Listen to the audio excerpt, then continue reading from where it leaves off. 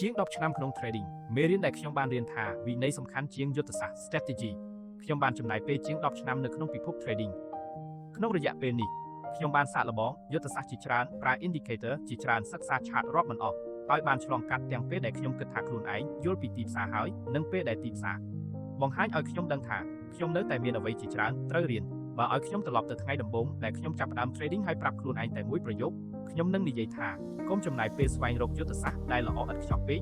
ចំណាយពេលរៀនគ្រប់គ្រងខ្លួនឯងវិញនេះគឺជាមេរៀនដ៏ធំបំផុតដែលខ្ញុំបានរៀនពីជាង10ឆ្នាំក្នុង trading ខ្ញុំធ្លាប់គិតថាយុទ្ធសាស្ត្រគឺជាគន្លឹះនៅដំណាក់កាលដំបូងខ្ញុំគិតថាបើខ្ញុំរកឃើញយុទ្ធសាស្ត្រដែលមាន win rate ខ្ពស់ខ្ញុំនឹងអាចរកប្រាក់បានជាប់លាប់ដូច្នេះខ្ញុំស្វែងរក indicator ថ្មីសាកល្បង entry ផ្សេងសិក្សា pattern និងស្វែងរក setup ដែលខ្ញុំគិតថាច្បាស់ជាងមុនពេលយុទ្ធសាស្ត្រមួយមិនដំណើរការខ្ញុំបដូរយុទ្ធសាស្ត្រពេលខាតខ្ញុំគិតថាយុទ្ធសាស្ត្រមិនល្អពេលឃើញយុទ្ធសាស្ត្រថ្មីមួយដែលមើលទៅល្អខ្ញុំចង់សាកល្បងភ្លាមប៉ុន្តែក្រោយមកខ្ញុំបានយល់ថាបញ្ហាមិនមែនតែងតែនៅលើយុទ្ធសាស្ត្រទេជាច្រើនដងបញ្ហាគឺនៅលើអ្នកដែលកំពុងប្រើយុទ្ធសាស្ត្រនោះបញ្ហាមិនមែនថាខ្ញុំមិនដឹងថាត្រូវ trade យ៉ាងម៉េចទេមានពេលខ្លះខ្ញុំដឹងច្បាស់ថាត្រូវចូលនៅត្រង់ណាត្រូវដាក់ stop loss នៅត្រង់ណាត្រូវ take profit នៅត្រង់ណាត្រូវ risk ប៉ុន្មានត្រូវឈប់ trade នៅពេលណាប៉ុន្តែបញ្ហាគឺខ្ញុំមិនបានធ្វើតាមអ្វីដែលខ្ញុំបានកំណត់ពេល trade កំពុងខាតខ្ញុំធ្លាប់មានគំនិតថាប្រហែលវានឹងត្រឡប់មកវិញហើយខ្ញុំមិនបិទ loss ពេលខាតជាប់គ្នាខ្ញុំធ្លាប់មានអារម្មណ៍ថា trade បន្ទាប់ខ្ញុំត្រូវយកប្រាក់ដែលខាតមកវិញហើយនេះជាចំណុចដែលធ្វើឲ្យ risk កើនឡើងនៅពេលនោះខ្ញុំចាប់ផ្ដើម trade ដោយអារម្មណ៍មិនមែន trade តាមផែនការបន្ទាប់ពីជាង10ឆ្នាំខ្ញុំយល់ថា market មិនមែនជាសត្រូវរបស់ខ្ញុំទេ market មិនដែលសន្យាថា trade របស់ខ្ញុំនឹងឈ្នះទេ market មិនដឹងថាខ្ញុំចង់រកប្រាក់ប៉ុន្មានទេ market ក៏មិនខ្វល់ថាខ្ញុំទើបតែខាត trade មុនប៉ុន្មានដែរ market គ្រាន់តែធ្វើអ្វីដែល market ត្រូវធ្វើបញ្ហាគឺខ្ញុំដែលព្យាយាមបង្ខំ market ឲ្យធ្វើតាមអ្វីដែលខ្ញុំចង់បាន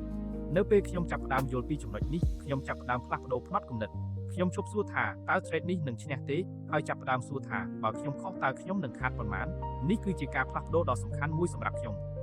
្ញុំបានរៀនថា loss មិនមែនជាបញ្ហាបើខ្ញុំគ្រប់គ្រង loss បានមុននេះខ្ញុំចង់ឈ្នះ trade ឥឡូវនេះខ្ញុំផ្ដោតលើការគ្រប់គ្រង risk ព្រោះខ្ញុំបានយល់ថាខ្ញុំមិនអាចគ្រប់គ្រងថា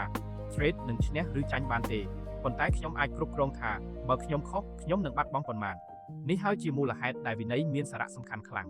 វិន័យមានន័យថាខ្ញុំដាក់ stop loss ខ្ញុំគោរព stop loss ខ្ញុំកំណត់ risk ខ្ញុំមិនបង្កើន risk ដោយសារអារម្មណ៍ខ្ញុំកំណត់ច្បាប់ខ្ញុំអនុវត្តតាមច្បាប់ទោះបី trade មុនខាតក៏ដោយមេរៀនមួយទៀតមិន trade ក៏ជាការសម្រេចចិត្តកាលពីមុនខ្ញុំគិតថា trader ត្រូវ trade រាល់ថ្ងៃឥឡូវនេះខ្ញុំគិតផ្ទុយ market មានឱកាសរាល់ថ្ងៃប៉ុន្តែមិនមែនរាល់ថ្ងៃសុទ្ធតែជាឱកាសរបស់យើងទេពេល setup មិនច្បាស់ខ្ញុំអាចមិន trade ពេល market មិនស្របតាម plan ខ្ញុំអាចរងចាំពេលខ្ញុំមានអារម្មណ៍ថាខ្លួនឯងមិនស្ថិតក្នុងស្ថានភាពល្អខ្ញុំអាចបិទ chart ហើយឈប់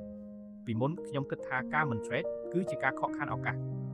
ឥឡូវនេះខ្ញុំយល់ថាការមិន trade នៅពេលមិនគួរ trade គឺជាផ្នែកមួយនៃវិន័យខ្ញុំក៏បានរៀនថា strategy មិនចាំបាច់ស្មុគស្មាញបន្ទាប់ពីសាកល្បងអ្វីជាច្រើនឆ្នាំខ្ញុំបានដឹងថា trader មិនចាំបាច់មាន indicator 10ឬ20ដើម្បីរកចំណេញទេអ្វីដែលសំខាន់ជាងគេគឺមាន plan ច្បាស់ផ្លាស់មាន risk management ផ្លាស់អនុវត្តដដែលផ្លាស់មានវិន័យ strategy ដែលអ្នកយល់ច្បាស់និងអាចអនុវត្តបានយូរអាចមានតម្លៃជាង strategy ដែលស្មុគស្មាញប៉ុន្តែអ្នកមិនអាចអនុវត្តវាបានជាប់លាប់បទពិសោធន៍ជាង10ឆ្នាំបានបង្រៀនខ្ញុំថា trading គឺជាការប្រកួតជាមួយខ្លួនឯងនៅដំណាក់កាលដំបូងខ្ញុំគិតថាខ្ញុំកំពុងប្រកួតជាមួយ market ប៉ុន្តែក្រោយមកខ្ញុំយល់ថាខ្ញុំកំពុងប្រកួតជាមួយភាពលោភលន់របស់ខ្ញុំភាពភ័យខ្លាចរបស់ខ្ញុំ FOMO របស់ខ្ញុំការចង់យក loss មកវិញរបស់ខ្ញុំការមិនព្រមទទួលថាខ្លួនខុសរបស់ខ្ញុំហើយសំខាន់បំផុតការមិនអាចរងចាំរបស់ខ្ញុំពេលខ្ញុំអាចគ្រប់គ្រងខ្លួនឯងបានការសម្រេចចិត្តក្នុង trading ក៏ចាប់ផ្ដើមមានភាពស្ងប់ស្ងាត់ជាងមុនបើឲ្យខ្ញុំសង្ខេបមេរៀនពីជាង10ឆ្នាំខ្ញុំនឹងសង្ខេបជា5ចំណុច1កុំស្វែងរក strategy ល្អឥតខ្ចោះស្វែងរក strategy ដែលមាន logic និងអាចអនុវត្តបានជាប់លាប់2កុំផ្ដោតលើការឈ្នះរាល់ trade ផ្ដោតលើការគ្រប់គ្រង loss និង risk 3កុំ trade ដើម្បីយក loss មកវិញ trade បន្ទាប់គួរតែចាប់ផ្ដើមដោយ plan ថ្មីមិនមែនដោយអារម្មណ៍ពី trade មុន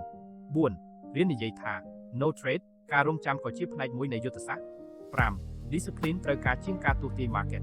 អ្នកមិនចាំបាច់ដឹងថា market នឹងទៅណា 100% ទេអ្នកត្រូវដឹងថាបើ market មិនទៅតាមអ្វីដែលអ្នករំពឹងតើអ្នកនឹងធ្វើអ្វីពាក្យចុងក្រោយពីបទពិសោធន៍ផ្ទាល់ខ្លួនជាង10ឆ្នាំក្នុង trading បានធ្វើឲ្យខ្ញុំយល់ថា trading មិនមែនជាការប្រកួតថាអ្នកណាអាចរក strategy ដែលល្អជាងគេវាជាការប្រកួតថាអ្នកណាអាចគ្រប់គ្រងខ្លួនឯងបានល្អជាងគេនិងអាចរស់នៅក្នុង market បានយូរជាងគេ